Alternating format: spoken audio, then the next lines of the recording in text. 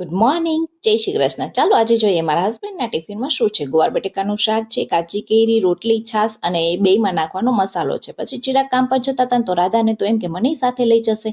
પછી મેં ફોહ લાવીને મારી પાસે લઈ ચિરાગને બાય બાય કરી દીધા અને આ દ્રાક્ષ આડી આવી ગઈ ને તો એ ખાઈ લીધી અને પછી છે ને રાધાને દૂધની બોટલ આપી દીધી અને છે ને આજે મેથી અને ધાણા ભાજી સુધારવાના હતા ને તો એ સુધાર્યા ને એ સુધારવાનું તો મારે કલાક વહી ગઈ હતી।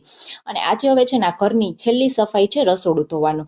હું તો છે ને પેલા છે ને સાબુ એથી ટાઇલ્સ ને ઘસી નાખું ને પછી ભીના પોતા મારી દઉં એટલે સરસ મજાનું રસોડું થઈ જાય। ને આટલું કામ કરી લીધું હતું ને ત્યાં બપોર પડી ગયા હતા એટલે જમવા બેસી ગયા હતા ને આજે છે ને જમવામાં ભાઈ એક આઈટમ પ્લસ થઈ છે અને એ છે ખમણ। નીચે ખમણ વાળો આવ્યો હતો ને એટલે મેં ખમણ લઈ લીધા હતા ને પછી જમીને સૂઈ ગયા હતા। ઉઠીને પહેલા ચા બનાવી, પછી ચા પી લીધી અને છે ને ભાઈ આ ફ્રીજ આડું આવી ગયું હતું એટલે ભાઈ વિચાર્યું કે એને સાફ કરી નાખીએ એટલે પહેલા કવર કાઢીને ધોવા નાખી દીધું। પછી બધી વસ્તુ એમાંથી બહાર કાઢતી હતી તો આઈસ્ક્રીમની ડબ્બી દેખાઈ ગઈ અને પછી છે ને ભાઈ કવર ને બધાને ધોઈ નાખ્યા, સરસ મજાના સાફ કરી અને અંદર ગોઠવતી હતી ને ત્યાં ભાઈ છે ને એ થોડાક મોટા પડતા હતા એટલે મેં છે ને કાતરથી કાપી અને સરસ મજાના સાઈઝમાં કરી દીધા અને સરસ મજાનું ફ્રીજને ગોઠવી દીધું। અને છે ને આજે અમારે ધમુ મામીના ઘરે જમવાનું હતું એટલે પહેલા ત્યાં જઈ અને છે ને પૂજા કરી ને પછી આ લોટનો પિંડો બાંધ્યો અને એક ચોલે છે ને હું મેથીના થેપલા વણતી ગઈ અને ધમુ મામી ચોળવતા ગયા અને અમે બધાએ જમી લીધું। હવે અહીં સુધી તમે આવ્યા છો ને તો મારી યુટ્યુબ ચેનલને સબસ્ક્રાઇબ કરીને જ જજો। જય બજરંગબલી, બાય બાય।